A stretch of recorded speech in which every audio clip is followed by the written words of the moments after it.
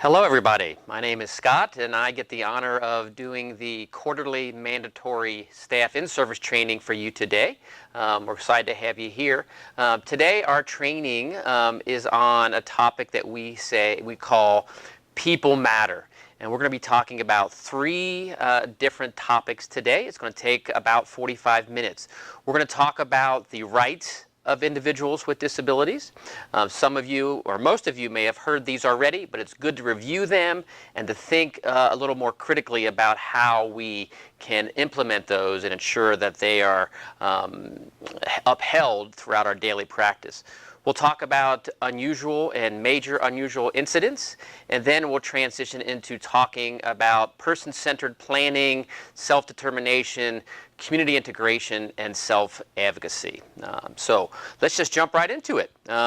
First thing I want to talk about is just a challenge for all of us, that every single day when we are faced with a challenge when we come into work, we have a choice that we can make. We can either be passive when we interact with folks about the concepts of respecting rights and people first language and person-centered planning. Of course, we all believe in the concepts. It's easy to believe in the concepts. Of course, we want to have people be fulfilled and be able to experience the community and all of those things. But it's more than being passively believing that. We want to go several steps beyond that. We could be just reactive. If we see something happening, then we react to that and say, oh, well, we need to change that. We need to do this. We need to handle this differently. And that's important. But what we're trying to achieve is for all of us to be proactive, meaning that we want to take a step from here over to this point and say, what can we think about ahead of time to ensure the culture, the environment is one where we're going above and beyond trying to help people have a life that's full of activities and abundance and individualized, all the things that we're going to talk about. So I challenge you to think, what do we want to create in the next 6 months for people, in a year for people? How will lives be differently when we're actively, every day, in our conscious and unconscious thought, thinking, how can we help people's lives improve and enhance what we're doing to give them, to help them create the best possible life? But first, we're going to talk about the rights. There are 24 different rights of folks with disabilities that are in law, in legal statute, and it was first written in 1986. Think about that. That's over 31 years ago.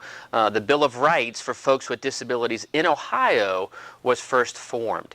And I believe it was created because so many folks were not having their rights respected. And so they wanted to have another way that we could think about how we're structuring our services and our supports to help folks live out those rights and us live those out. So we're going to go over each one. Some will be kind of quickly, but we're going to talk about each one just in a little bit.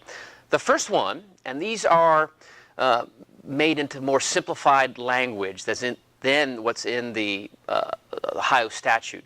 But let's look at each one. The first one is being treated nicely at all times and as a person. That sounds kind of funny. That's obvious. You know, of course we're going to treat people nicely. But it says we're going to treat people nicely at all times. And what does that mean, to treat people nicely? What does it mean for you? That's what we want to think about. Greeting people on their way in, celebrating who they are, the common courtesies of how we interact with people. And we think about being treated as a person, recognizing their individuality, the way God created them. We're all very unique. For me, some of you know me, I'm very hyper and I like a lot of activity and things happening around me. Other people may not. They may want it more quiet and more calm. And people's interests as a person. Some people may love to go to the movies or eat out with other people. They want to decorate their room a certain way. They love certain things around them. They love animals. All those things are recognizing the individuality of each and every person we serve. And that's the common foundation of all these rights. The second one of the 24 is that folks have a right to a safe and clean place to live. And when you think about that, some folks that we serve may not understand the importance of that, the importance of cleanliness and a clean house, and making sure that when you cut up meat on the counter that's wiped up. So we as the support system have to ensure that the places where they live and work are clean and healthy, that if they live in a home in the community or in an ICF, that the bushes are trimmed, that the sidewalk is shoveled. They may not understand about things spoiling in the refrigerator. So that's our job, to make sure where they live is nice aesthetically as well as clean and safe and healthy. The next right is having food that's good for you. Not only good for you, but that is good, that you like to eat. So we want to have a balanced diet if we're cooking for people and providing things for people.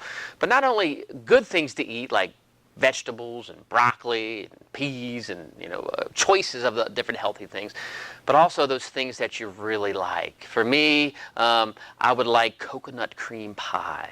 There was an individual that we worked with at one home that loved liver and onions, and everyone else hated it. But the staff in that home ensured that every week he had liver and onions, that they cooked it just for him. He did not have the ability to cook, but they made that for him because they knew that he liked that. At the same time, certain settings make it a challenge to have things that people want readily available. But we have to ask those questions. How do we make that available? If I want Oreo cookies at 7:30 at night at my house, I have Oreo cookies.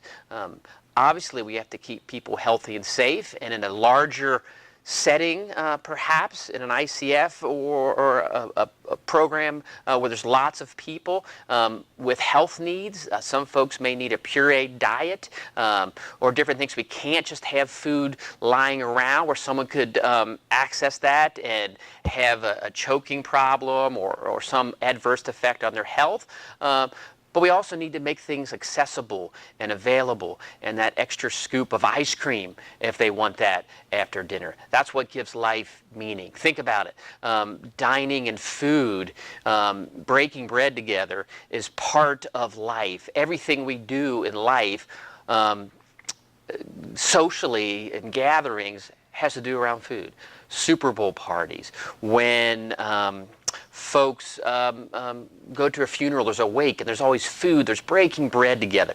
We want to have that dining experience be one that is wonderful for people. I have to fix something on the computer here. Oh, hold on. Okay. The next one is the right to go to church or the temple or mosque or whatever your faith is. We want to ensure that people can do that and learn about their faith, Bible studies, Sunday night groups, Wednesday night groups, experiencing different churches. When I was looking for a new church, I visited 7 or 8 to find the one I connected to. So we want to make sure we can do that for folks as well. But also, if people do not want to go to church, that is something that is their right to choose that. The right to be able to go to a doctor or a dentist when you're sick. We need to help folks understand, when they have those symptoms, we have to pay attention to that if they're not feeling well, especially if they can't communicate that. And then we're also responsible for helping to make sure people go to those annual checkups that they have. At certain ages, you need to start checking things out. The ladies, mammograms, and men at certain ages have to have their prostate checked. So we want to be very diligent in ensuring people get to and go to the doctor or the dentist, and adapt things to help them feel comfortable with that. If somebody has autism, we may need to develop what's called a social story, where we take pictures of the doctor's office and go by and visit the doctor's office if people are scared or anxious about seeing a doctor, to do everything we can to ensure that they can get the health care that they need. This right is talking about having people, professionals in your life to help you with walking and talking and adapting equipment. It's all about occupational therapists and physical therapists, and doing things with your hand or counseling. We want to be able to provide all those things, generically, all those supports that other professionals can provide to help folks have a life, and to be able to access life. Nowadays, with technology and with iPads, assistive devices, ways to communicate with people, and computers that respond to eye gaze, there's so much more we want to do, and not be passive, but be proactive in trying to find those things and advocate for those things. Example, in one of the regions, we were able to get some iPads donated through a local foundation, because the staff went the extra mile in trying to do that, so that people could help them learn and grow. And that's the next right, to have people able to help and teach you things. Big things and small things. Develop more competence in life so you can do things on your own. And that's different for each person. It may be as simple as learning how to pop your microwave popcorn, or to work the TV so you can pick the channel you want. Or maybe as big as filling out applications to get a job and be successful on a job. But we want to be able to ensure that right of folks. A place to be and go by yourself. For me, I'm a very outgoing person, but I need that downtime to be by myself. And the thing I love to do is to go see movies by myself in the afternoon, on the weekend. And think about what you want to do to have some downtime to kind of recharge or refresh. Sometimes it's not just time to be by yourself. If you look at this, we can expand it to say what refreshes you, what fills up your bucket, and a lot of times that is being alone in nature, or walks, and if some people need supervision, we can still assist them to be out with us while we're there, but also at places where they can be recharged or refreshed and have that silent time. Be able to call, write letters, communicate. We've kind of lost the art of communicating. Of course, people have access to phones and different things, but maybe the next step is that we can help folks Skype their loved ones, or figure out the best time to be able to interact with them or to call them. Or we could write letters. They could dictate to us if they can speak. Or we could, with the individual's permission, take pictures and send that to families of fun activities and have like a visual letter. It's going above and beyond is what we're trying to get with all of this. Be able to have and use your own things. We all want things that are ours, and not that we want to encourage people to share. But there's some things in my personal life that I don't want to share. That they're just mine. And we want to have that for folks that we serve as well, to have their space feel like their space, to have their rooms decorated the way they want, to have their possessions, their favorite shirt, and then be able to protect those things, and to get new ones when those things wear out or they change their interests in things.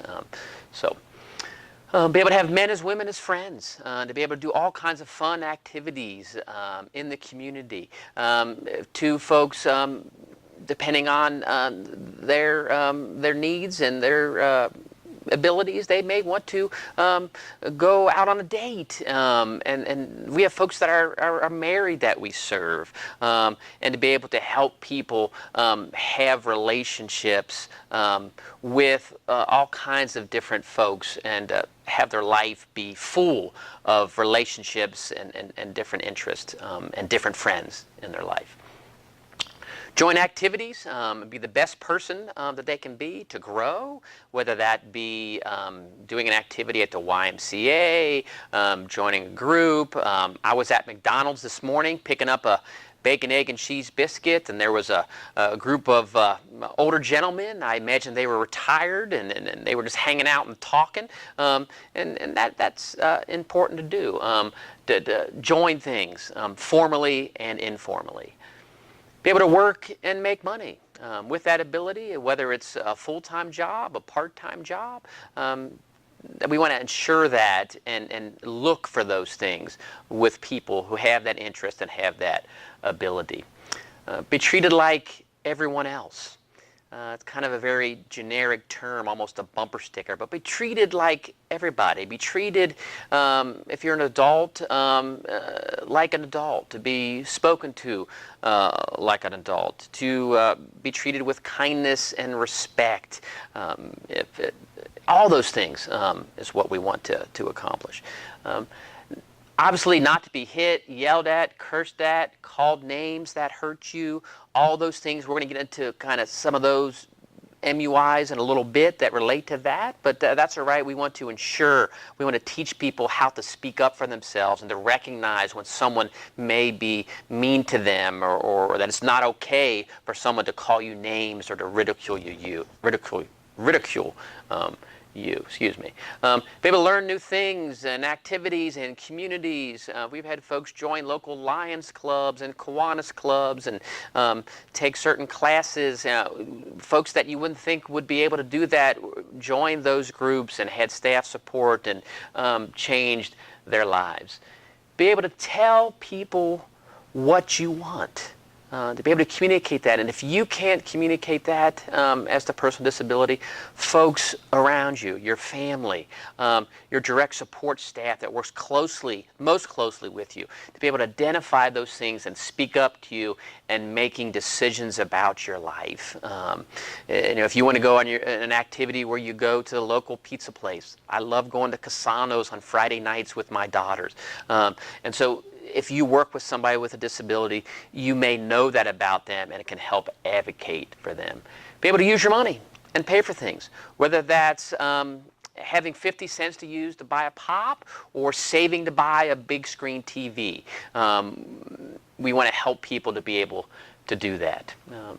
To say yes or no, or to agree with being involved in any study or experiment. A college class wants to do a study on the social life of folks with Down syndrome. We need to have permission to be able to do that and have that person consent to those sort of things. We want people to be able to complain about their services, complain about us, what they don't like, what we could improve on. And obviously, we accept that, but the next step is to proactively ask them, ask families, what could we do better? How could we help your loved one or you yourself have a better life?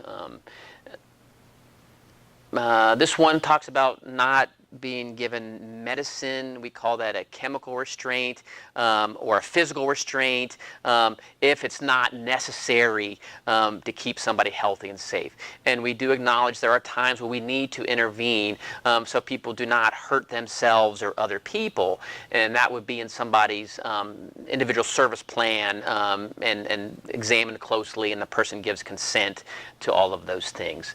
We want to ensure that folks receive services in the least restrictive environment as possible.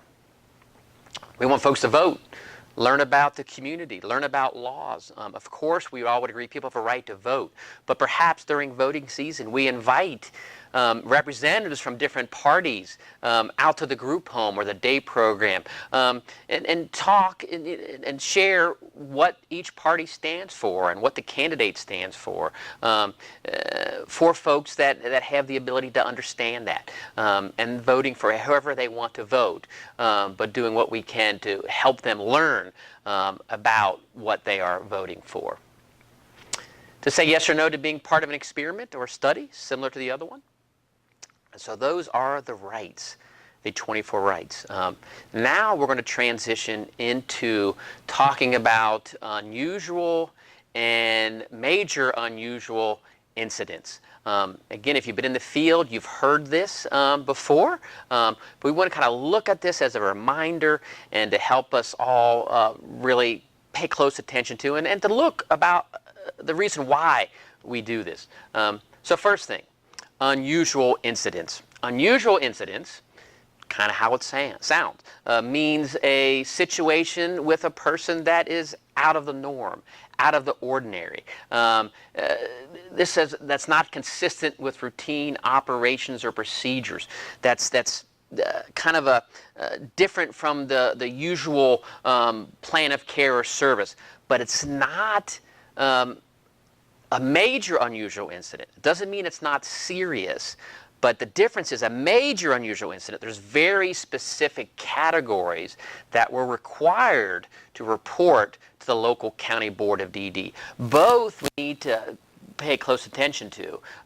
With unusual incidents, there's different reporting requirements, and that's more internal. The real question is, before we get into the categories of MUIs, well, first, MUIs are those categories, which we'll go over, but the alleged, suspected, or actual occurrence of a situation or incident when there's a reason to believe that the health or welfare, sometimes they say health and safety, welfare of a person may be affected negatively or adversely, or the person may be placed at a likely risk of harm because of the situation. And that's an MUI.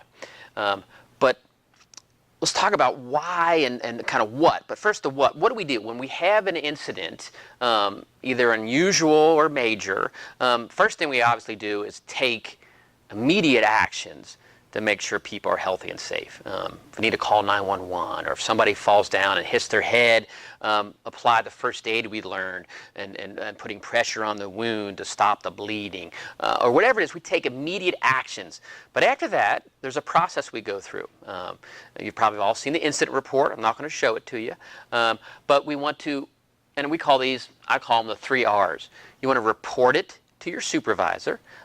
We make it easy for you that if there's an incident, we just want you to report it to your supervisor, up your chain of command. That could be if you're working ICF, if your supervisor, your Q's not there, it could be the charge nurse. And each facility has this process, but in general, report it to the folks that are your supervisor or the folks in charge on the shift.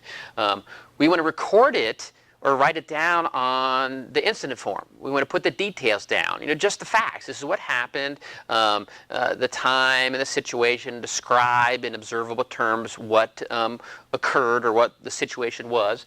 And then we want to review the situation. So think report, record, and review. And we review in a variety of ways. We review it, the supervisor reviews it, safety committee talks about it once a week, reviews certain things that are happening. But the question is, why do we do this? It's not just to have paperwork to do and just to document things.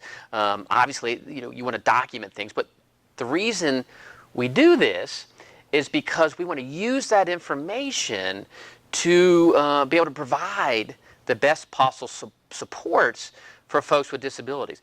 Do we need to think about something in the individual service plan because of an incident? Do we need to pay closer attention if somebody's falling repeatedly?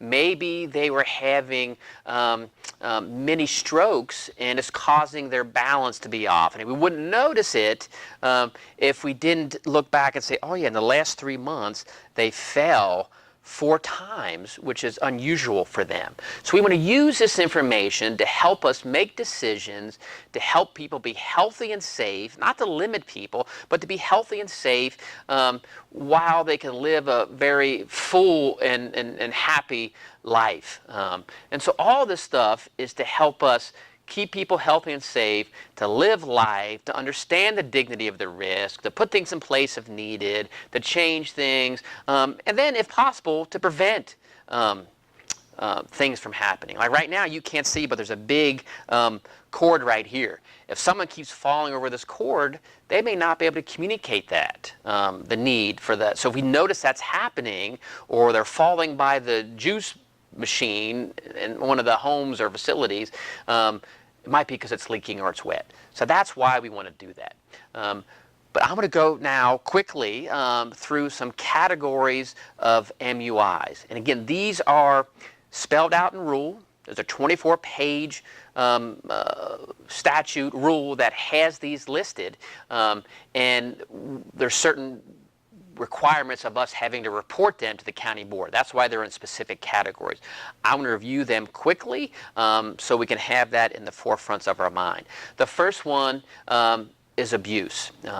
Obviously, if any abuse takes place that we become aware of, we're required to report that and then to deal with that to make sure people are safe. It could be verbal abuse.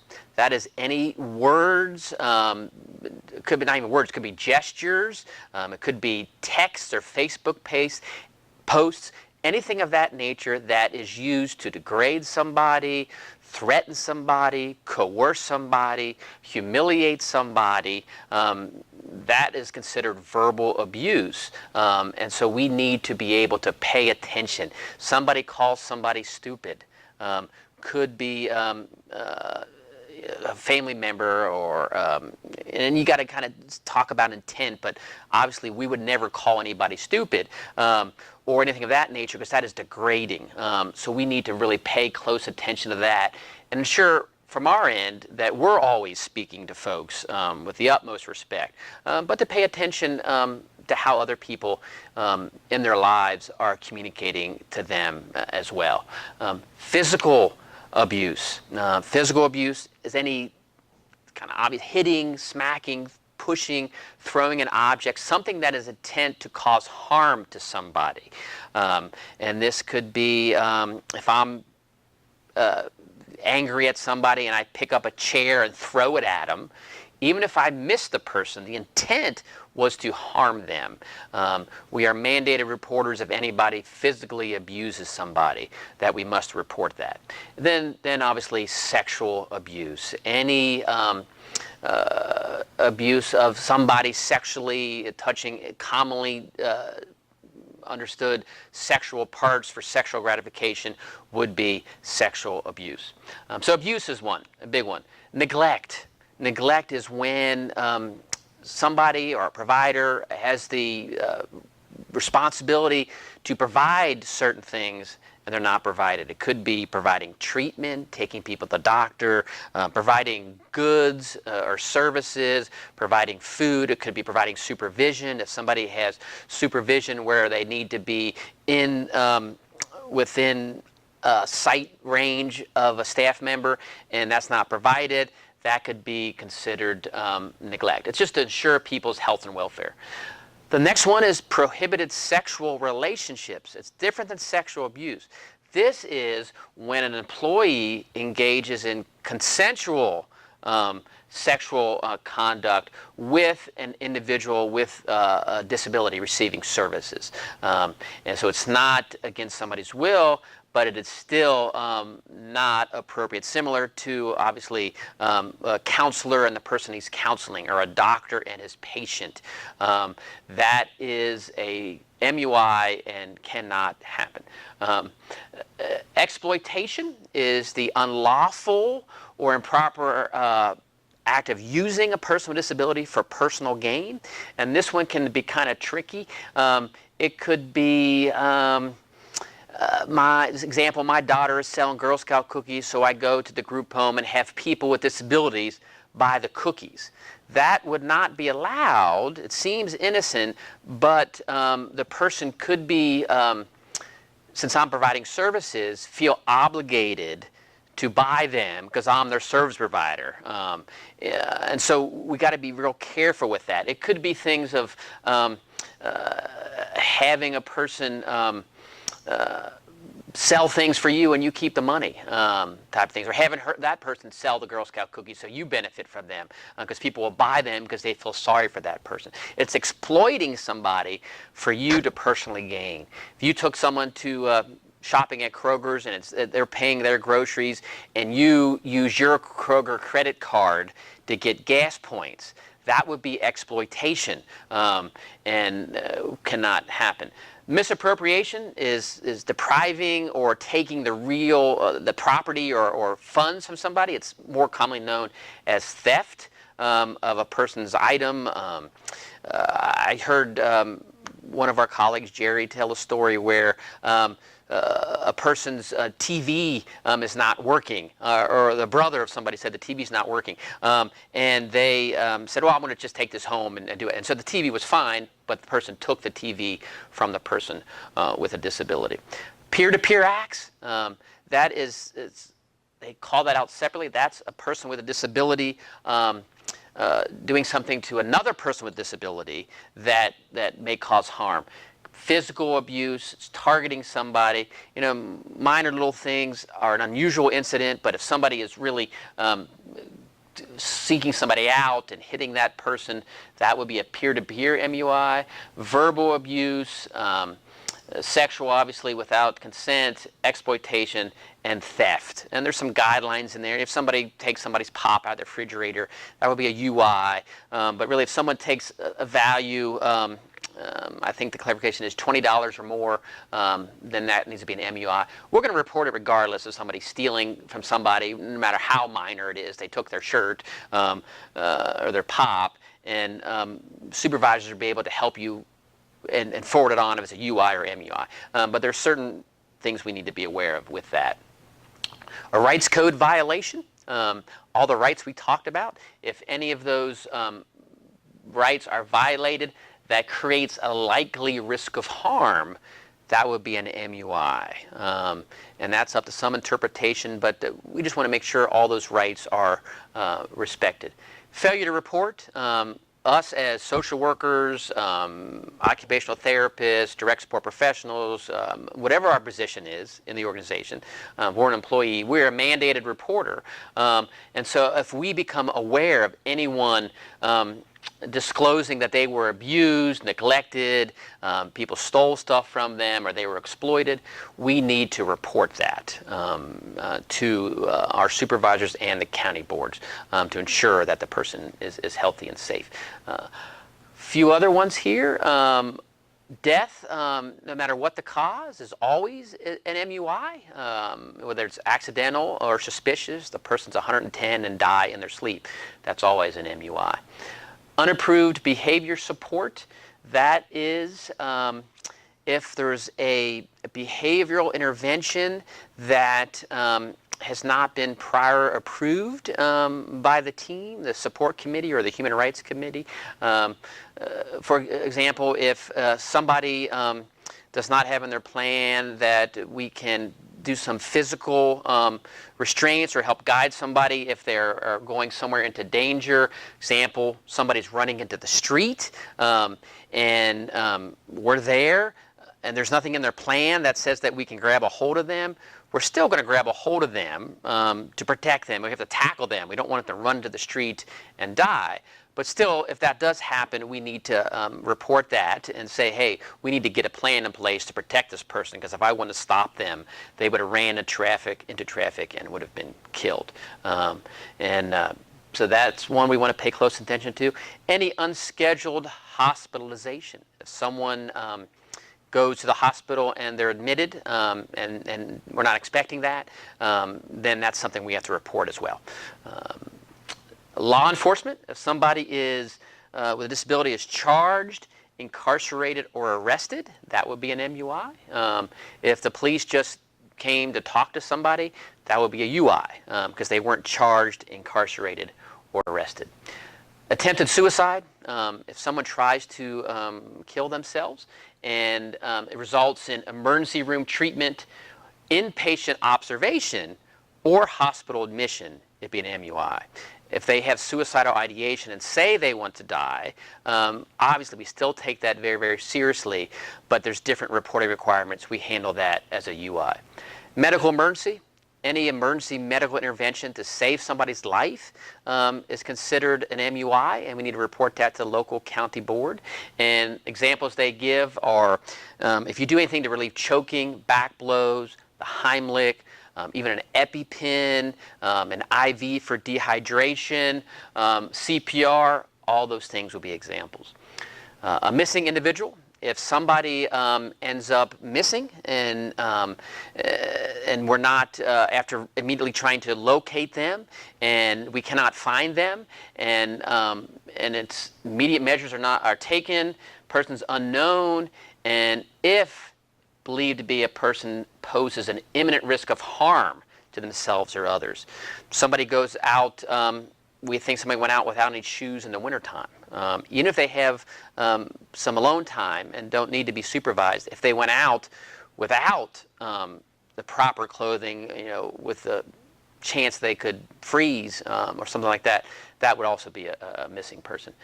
Few more: significant injury, an injury that is known or unknown, that we actually visually saw somebody fall down or we don't know how they fell.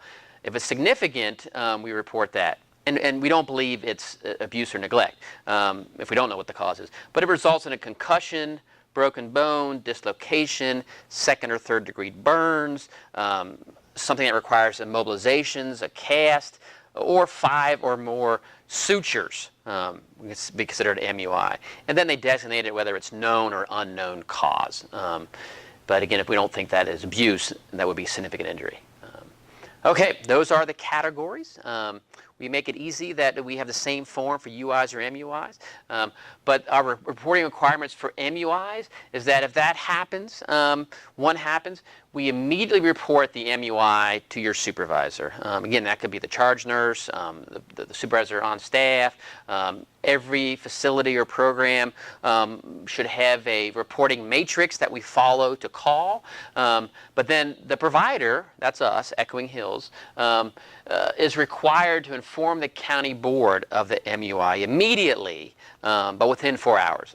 Obviously, immediately, you want to keep people healthy and safe and do immediate measures. But we say that the regional VP or designee, it doesn't mean the VP may always call the county board. You go up your chain of command. The program director may have the authority to call, or the VP may have designated the program director or the regional director. But the key is that we want to inform the supervisor and go up the chain of command and report that. And your immediate supervisor can review the details for your specific site. But we need to report that immediately, and it has to be into the county board, and they have a 24-hour hotline that the director can call for any of these MUIs. Accidental or suspicious death, exploitation, misappropriation, neglect, peer-to-peer, physical abuse, sexual abuse, verbal abuse, and also any inquiry from the media about an MUI. And again, your supervisors and directors know which ones to call and everything. If you're on the front line, our job is to report it and follow through with the expectations. Then the provider must report the incident to the county board in writing, that's the incident report, by 3 p.m. the next working day for all categories of MUI. So all those I went over, we have to report that. That's why we're kind of obsessive about getting those filled out and figuring out what happened and reporting that, because we have requirements on the other end to get it into the county board. And the county board investigates it. And we don't want you to be nervous about the word investigating. They just need to look into it to see if we can need to change anything we're doing or to ensure people are healthy or safe. If someone falls down and gets 5 sutures, they tripped on the curb. We may not have to do anything except monitor and evaluate the person to see if it doesn't happen again and make sure they're not having any gait problems or anything like that. All right, last thing on MUIs and UIs. is that law enforcement, provider must report to law enforcement if it's a criminal act. That's more like abuse, or they were at the store and somebody robbed them of all their money. So if it's a criminal act, we need to report that. If someone's under 21 and there's a need for reporting to the local children's services if someone's abused, we do that. And also on our matrix, we have notifying the guardian and the person's service and support administrator or support coordinator at the county board. One last slide, I believe, on this is the abuser registry if you're working for us at Echoing Hills or any provider, we know you're not on that, but abuser registry is just a state-run thing where if somebody is ever physically abused somebody or sexually abused or any of these categories that are of the most serious, that they would not be permitted to work in this field. So we have to check these things upon hiring as part of our personnel background checks. That just ensures another layer of safety that somebody who is abusing people with disabilities, stealing their money, can't go from job to job and be employed to be able to abuse somebody again. Okay, so we went over the rights and MUIs and UIs. And if you have any questions on that information, please talk to your supervisor. We have a few minutes left to go over a few more things. And we want to talk about kind of the person-centered planning, self-advocacy, self-determination, what does that mean for us?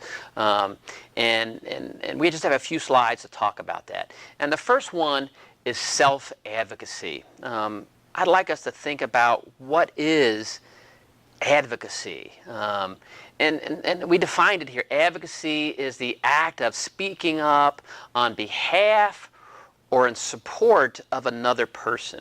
So that would be advocacy would be us speaking up for somebody that we cared about. It could be our children, our spouse, our students. At work, it's speaking up for folks with disabilities that we serve and advocating for what they need and want. Self-advocacy, as it sounds, is a person themselves speaking up for what they need. So if I want something or need something, I would speak up on my behalf. We want to help people with disabilities be able to speak up on their behalf. So we need to help teach them to be assertive, to say, hey, hold on a minute, I don't like that. Or, hey, can I turn the channel on the TV? Yeah, if it's your TV, obviously you could turn the channel on your TV. We want people to start advocating for themselves. And so we need to create an environment where they can do that. And also we want to help folks advocate and know what makes them happy. Early on in my career, part of my job was to help connect people to the community and find out what they liked, their interests, and what they wanted to do. And I thought it would be kind of easy, but I found that often folks with disabilities didn't know what they enjoyed because they had a very limited experience. If I'd ask them, what activity do you want to go do? They may just say bowling, because that's all they've done, or bowling, or whatever other 2 or 3 things that they got to spent time doing. Or at the restaurant, they always ordered a cheeseburger because that's all they ever had.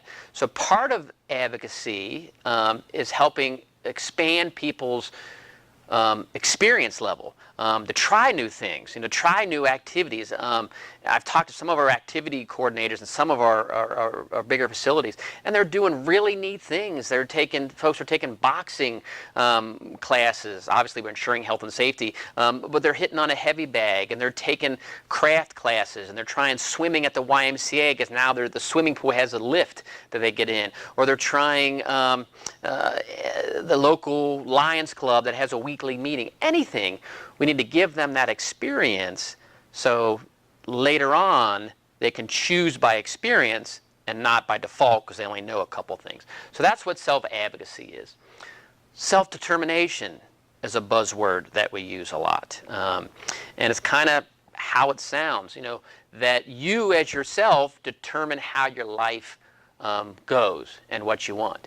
And different people with different cognitive abilities have different ways that they can make decisions, but we want to give the power back to them as much as possible to help them design or choose their life. The hard part is practically doing that in a service system or in a larger type of setting. That's where we use, it's a process.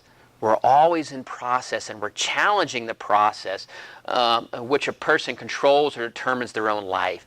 What time do they want to get a shower? Are they a morning person or a night person? What do they want to eat? Where do they want to go?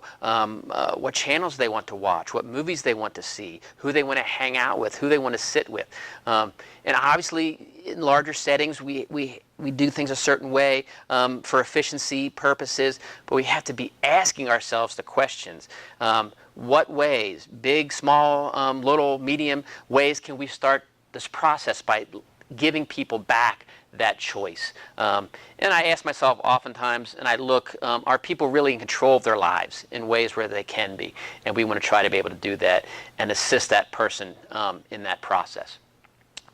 Self-determination theory, I just want to briefly talk about this for just a second, that there are really three basic needs of a human that I want us to think about as we move forward in our system. The first one is competence. Competence means the ability to do something. And I kind of talk often about this as with self-esteem. Self-esteem is not just feeling good about yourself. Self-esteem comes from knowing that you can be successful in a certain environment or successful in navigating life. That if you know how to get what you want and need and communicate that and to speak up and how to do things, whether it be make your popcorn or do whatever it is, that gives you a sense of competence. And you're more likely to try other new things. So we're always trying to teach people things so they can navigate life. The second one is autonomy. Need to control their life. That I want to choose where I want to go to lunch. This morning I was at McDonald's and I got a bacon, egg, and cheese biscuit. I got to choose it. Last night I stayed up far too late watching a show on Netflix. But that was my choice, and I wanted to do that. Tonight I may go to bed at 9 o'clock. And so we want to be able to give people that autonomy. And the last one is just relatedness or relationships. Really, that's what makes life meaningful. We're all social beings. God created us to be in relationship with other people, to be able to choose those relationships. And so we need to help people with all those things. Competence, learning things, making decisions, having as much power as possible to decide their life, big things and small things, and then be able to have a wealth of relationships with other people. And so that leads into person-centered planning. Advocacy, self-advocacy, self-determination, and person-centered planning. If you notice, I use the same word. Part of the process. We're always thinking, how can we do this process better? To make self-determination a reality for people with disabilities, to give them more choices. And it must start with a vision of somebody's life. That we're here now, they're doing this, but in 6 months, how will their life be different? What choices will they have? How can we help them be able to pick out their clothes in the morning? How can we help them do activities they enjoy more, or try things they've never tried? Maybe it is to move to a smaller home. Whatever it is, we have to have a vision of that. And that vision is a rocky road sometimes. It moves and changes, and people are messy, and interests change. And I kind of describe it like this. A person says, I'm here right now. If they can't speak, I'm here, metaphorically and literally. I want to be over there. I want to have this in my life. Wait. I'm not sure what I want. Maybe I want that, but I don't know. Maybe I need to try it and experiment with that. Okay, now I know what I want in my life because I tried these things. I want to go back to that boxing class. I want to hang out at the pizza place on Friday night with other, if you're in high school, you have a disability, other high school kids that don't have disabilities. How do I know when I'm there? How can we know if we're being successful? What is success for this person's life? How do I know when I'm making progress? Can I change what I want? And then, will you help me? I think people are asking us as a service provider. And then the challenge, can a service system really figure out a way to help people create a life they want for themselves? Believing in all these person-centered things is easy. We all do. Every one of us, all 500 employees would say, of course we want people to have a life and experience things and do activities and all that kind of stuff and choose what they want, eat this and eat that and have Oreos if they want Oreos and, you know, whatever, a variety of foods. But in reality, it's incredibly hard. So we want to figure out how we can do this. And hang with me, we're almost done here. Last couple slides. Community inclusion is that we don't just want to talk about community integration. If you look at these slides, this was exclusion, people outside of the social circle. Segregation is that we lumped people with disabilities together and they were still separate from everybody else. We had separate activities, segregated activities. Then we kind of moved people, you know, in the community, right? There's a group home right there of 4 people, and they're geographically there, integrated, but really they're not included in the community. When the block party happens, are they there? And that's what would be community inclusion, that everybody is there together. And then a couple just learning tools for us to talk about. This here is from a lady with a disability who was talking to her staff about life and how they can make her life better. And she talked about having 4 circles of support. And we'll do more of this later in some ongoing training. But the first circle, if you can see that, is the circle of intimacy. That is you and the people closest to you. And that is typically just 1 or 2 people you have. Then you move out farther, then you have a circle of friendship. We all have different friends. I have workout friends, my kids' soccer team, parents' friends that I do different things with. And I have an abundance of different friends, maybe 10, 20 people that I could call and hang out and, you know, we go out to eat, my wife and I, whatever it is. So we have different friends. Then we have farther out is the circle of participation. That's all the folks that I see when I live my life at the gym, on the soccer field, people at work. All those people aren't really my friends. I'm friendly with them, but you know, but it's people I just interact with and see. You know, and then the outer circle is a circle of exchange. Those are all the people that are paid to be with you in your life. Your dentist, your doctor, your chiropractor, your hair, your barber, your beautician, and for people with disabilities, it's us, paid staff.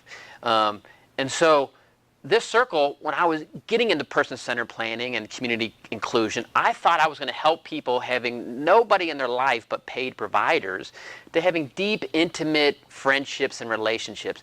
And this author, Judith Snow, said that really is not your focus. You know, you can't force relationships. She says what you have to worry about is that third circle of participation. And that is helping people with disabilities get out and live their daily life, doing things in the community, going to churches, joining groups, participating in things, getting to know their neighbors, and that gives them a chance to start to meet people. Then it's our job to help them build those relationships as they are out there living their life. One quick example is that we had a gentleman at another place where I worked that had I believe it was Usher syndrome. He was deaf and blind, and he spoke through tactile sign language. And his staff person would take him to the gym to walk on the treadmill. We said, that's great, right? He couldn't see or hear, and she would talk to him by signing in his hands. No one else could communicate at all because no one knew tactile sign language. And so we thought, is there anybody in the gym that is friendly that we could start to teach them some signs and just go out of our comfort zone and ask? And the lady behind the desk that checked people in at the gym, it's like a Planet Fitness or something, was kind of friendly. So the staff said, can I teach you, introduce you to my friend Johnny, and teach you a couple signs so you could say hi? And she said, absolutely. Then over a series of weeks, she asked for those things. And every week they taught this lady, this community member, more and more signs. She asked for a sign language book. She wanted to learn more. And after several months, every 2 days when he would go with his staff to the gym, they would interact and have a conversation. And he just seemed to light up and blossom. And then one day the lady asked the staff and him through sign language, my son is graduating from high school and we're having a party. Would you like to come to the party? And the staff took him to the party, and over time, this person with disability and the staff person really were enveloped, encircled in this lady's life and her family, and they really developed a friendship with her entire family and extended family that happened because he was in the circle of participation. So the last slide we want to talk about, last 2 slides, is we want to find welcoming places for people with disabilities. If I had more time, I'd be able to tell you more stories. But churches, Kiwanis Lions, Eagles Clubs, YMCAs, we had people involved in pool leagues, playing pool with significant disabilities with their staff because they liked pool. Beauty shops, all those things. And so we go through a process that, although community is not an activity, it helps us get people in the community. At the gym, that guy that was visually and hearing impaired, was present at the gym. He went every day, every other day, but he didn't know anybody. We went through a process. This says being present. He was there, but then he started to have presence. People started to recognize if he wasn't there, if he was sick for a week. The lady behind the counter would ask through the sign language, where you been? I missed you. Then eventually he started to participate more in different things. And then he connected with this lady, and then he had a chance to contribute who he was as a human being and her family, and they developed a friendship. So that's what we wanted to cover. I appreciate your time and attention, and you'll hear more about some of this person-centered stuff later on. But we all appreciate you devoting your life and careers here to Echoing Hills, and you all have a wonderful day. Thank you so much.